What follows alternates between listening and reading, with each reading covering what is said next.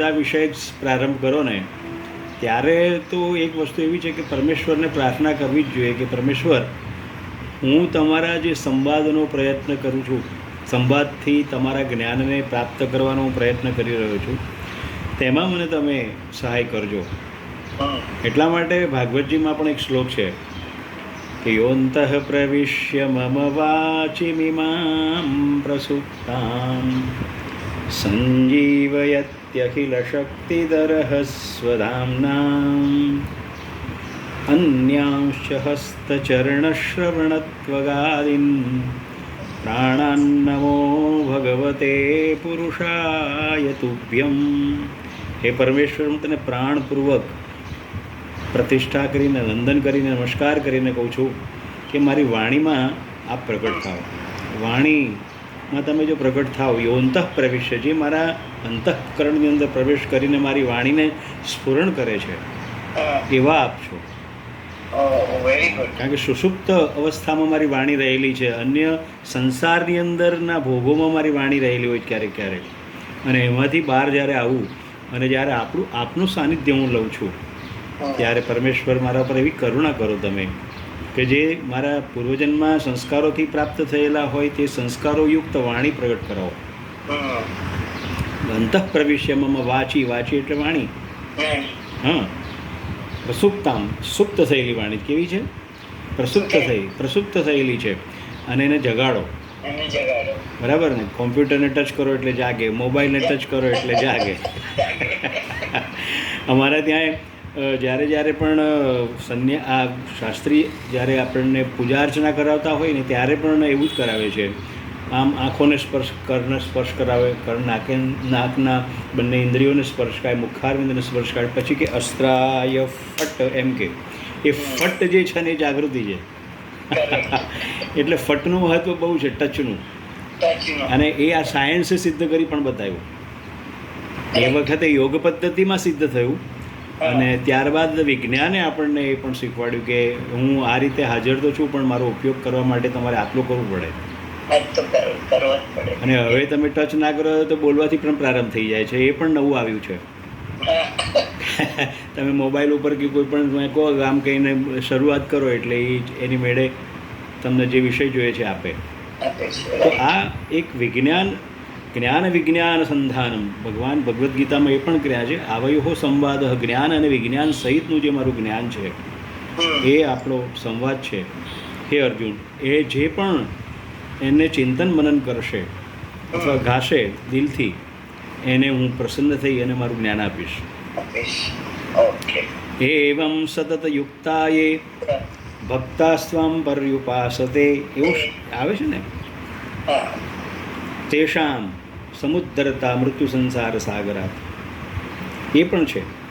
ચતુર્થ અધ્યાયની અંદર જ્યારે આપણે વાત કરી ત્યારે ભગવાને એ કહ્યું કે તમારી જે વાણી છે પરમેશ્વર એને, હા, recording in programme, that's a good idea. કે તો પરમેશ્વર ચતુર્થ અધ્યાયની અંદર આપણને એ વસ્તુ શીખવાડી. તમે જો પેલો શ્લોક આપણે હમણાં થોડોક એની પાછળ જઈએ થોડા, કારણ કે એનું અનુસંધાન આપણે પ્રાપ્ત કરવું જોઈએ. તદ્વિધિ પ્રણિપાતેન પરિપ્રશ્નેન સેવયા ઉપદેક્ષંતિ, એટલે આ 34મા શ્લોકથી આગળ જાઓ તમે. પ્રતિપ્રશ્નેન સેવયા ઉપદેક્ષંતિ તે જ્ઞાનમ જ્ઞાનિનઃ તત્વદર્શિનઃ. હા, તો તત્વદર્શિનો પાસે તું જઈને વિનમ્રતાપૂર્વક એમને જિજ્ઞાસાપૂર્વક પ્રશ્ન પૂછજે. પરિપ્રશ્નેન સેવયા, એમની સેવા કરીને. સેવા કરવી એટલે વંદન કરવું, એમની યોગ્યતા પ્રમાણે એમને કંઈક અર્પણ કરીને, એ પણ છે ભાવ. સેવા કરવી, એમની વાત સાંભળવી પ્રેમથી, જિજ્ઞાસાપૂર્વક, એ પણ એક પ્રકારની સેવા છે. પ્રશ્ન પૂછીને ન સાંભળવું અને ધ્યાન ન રાખવું એ ખોટી વસ્તુ છે. તો ભગવાન એમ કહે છે કે હે અર્જુન, તું એમની પાસે જા, જે તત્વદર્શીઓ છે એ તને ઉપદેશ આપશે મારા જ્ઞાનનો. કારણ કે એ લોકોએ તો સિદ્ધિ પ્રાપ્ત કરી છે, અને એ લોકોએ પ્રયત્ન એવા કર્યા છે કે એમનું સતત ચિંતન મનન અને ભક્તિ મારા તરફ રહેલી છે. એટલે એમને જે કંઈ પ્રાપ્ત થયું છે એ તને ચિંતન કરીને આપશે. ઉપદેશ કરશે તારા ઉપર. જ્ઞાનમ, જ્ઞાનીન તત્વદર્શિન. અને આપણે એની પાસે જ જવાય ને, કે ગમે તેની પાસે જઈને બેસી જઈએ તો આપણને કંઈ મળે નહીં. ઉપભોગ અને ભોગ ભોગવવાની તો વૃત્તિ ઘણા શીખવાવાળા મળ્યા છે અત્યારે, પણ એની પાસે જઈને જે તત્વજ્ઞાનની વાત તો કહી શકાય નહીં. તો આના અનુસંધાનની અંદર એક જ્ઞાન કર્મની વાત આવે છે.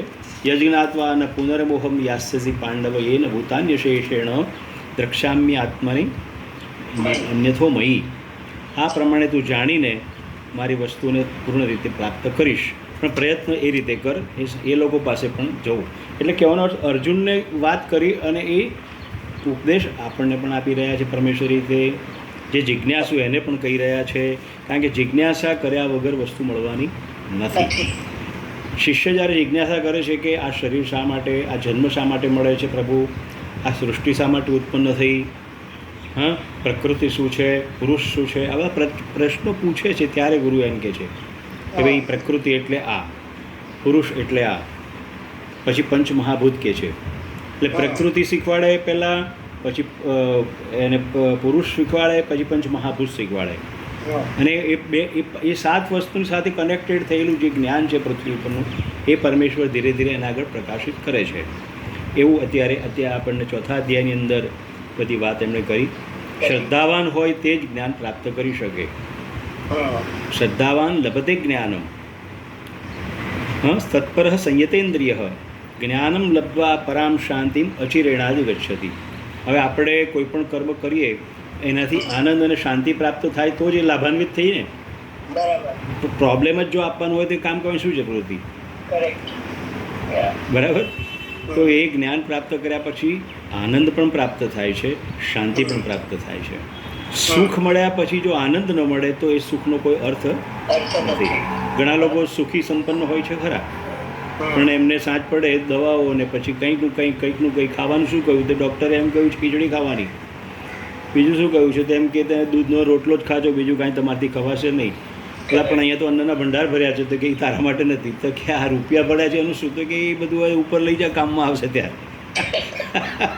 એટલે સ્થિતિ એવી નિર્માણ કરે છે પરમેશ્વર કે જો જ્ઞાન પ્રાપ્ત થાય તો એની અંદર તને આનંદ પણ મળવો જોઈએ. મારા જ્ઞાનની અંદર આનંદ પણ રહેલો છે, તત્વ પણ રહેલું છે અને શાંતિ પણ રહેલી છે. આ મૂળ ભગવદ્ ગીતાની અંદર પરમેશ્વર આ રીતે ધીમે ધીમે અર્જુનને બધું આપે છે. પણ એનો મૂળ ઉદ્દેશ શું છે પરમેશ્વરનો? કે તારે આ બધું શીખ્યા પછી પોતાના ધર્મ પ્રમાણે જે તને જ્ઞાન પ્રાપ્ત થયું છે એનાથી તારે યુદ્ધ કરવાનું છે. આ જે concept he has not left. Everywhere is taking the knowledge and yoga and karma and prakriti and purusham everything, but he is never forgetting that you must have to fight. એને કોઈ પણ હિસાબે ફાઇટ કરવાનું તો કહે છે. એટલે કહેવાનો અર્થ શું છે? કર્મની અંદર જોડાઈ રહેવાનું આપણને કહે છે. હવે અહીંયા આપણે 5મા અધ્યાયની અંદર આવીએ છીએ કર્મ સંન્યાસ યોગની. જ્ઞાન, સુખ અને શાંતિ. હા, જ્ઞાન, સુખ અને શાંતિ, આ 3 વસ્તુ પરમેશ્વર એના જ્ઞાનની અંદર એ સમાહિત કરે છે, આપે છે. અને એનાથી જીવન જીવવાનો આનંદ પણ અને મજા પણ આવે માણસને. નહીં તો એકલો પડી જાય, નહીં તો પછી એકાંતના નામે એકલા પડી જવું એ પણ ખોટું છે. ઘણી વખત માણસ એકાંત શબ્દ છે ને એનો ઉપયોગ એકલાપણામાં કરતો, કે એકાંતની અંદર અને એકલાપણામાં બહુ જ અલગ વસ્તુ છે. એકલો માણસને સુસાઇડ પણ કરાવી શકે છે, પણ એકાંત એને પરમેશ્વરનું ચિંતન કરાવી શકે છે. જો એને જ્ઞાન લીધું હોય, પરમેશ્વર તરફ એનું ચિંતન મનન હોય, ભક્તિ હોય, નિધિધ્યાસન હોય, તો એને એમાંથી બચાવે છે અને પરમેશ્વર તરફ એનું એક સ્ટેપ આગળ વધારી આપે છે. તો આ બધા કહ્યું. અને આગળ પછી તરત જ આવે છે કે ભાઈ 5મો અધ્યાય આવે છે કે સંન્યાસમ. અર્જુન કહે છે કે સંન્યાસમ કર્મણામ કૃષ્ણ પુનર્યોગમ ચ સંસતિ એતત શ્રેયમ યશ્રેયઃ તન્મે બ્રૂહિ પિતા સુનિશ્ચિતમ. જે સુનિશ્ચિત છે તેમને વાત કરો પરમેશ્વર. કર્મની વાત કરી હું સમજી ગયો, આ કરો તે કરો એ પણ પ્રકૃતિની વાત પણ સમજી ગયો, પણ મને વસ્તુ કહો કે કર્મની અંદર ખરે વાસ્તવમાં સંન્યાસ યોગયુક્ત છે કે કર્મયુક્ત છે, એ બરાબર કહો મને હવે. કારણ કે ઘણી વખત તમને સંન્યાસની બહુ વાત કરી એટલે એમ થાય કે ઈશ્વરભાઈ કામ કરવાની કર્મની વાત જ ક્યાં આવે છે? અહીંયા પ્રશ્ન થાય જ ના થાય? તો કહે કે નિષ્કામ કર્મયોગ સાથે જોડાઈને તમે જો સંન્યાસ ગ્રહણ કરો તો તમને ફાયદો થાય. એટલે આ સંન્યાસી પણ બેસી રહેવાનું નથી, પણ એણે નિષ્કામ કર્મયોગ કરવાનો છે. એ કોના માટે? લોકસંગ્રહાર્થે કોના માટે?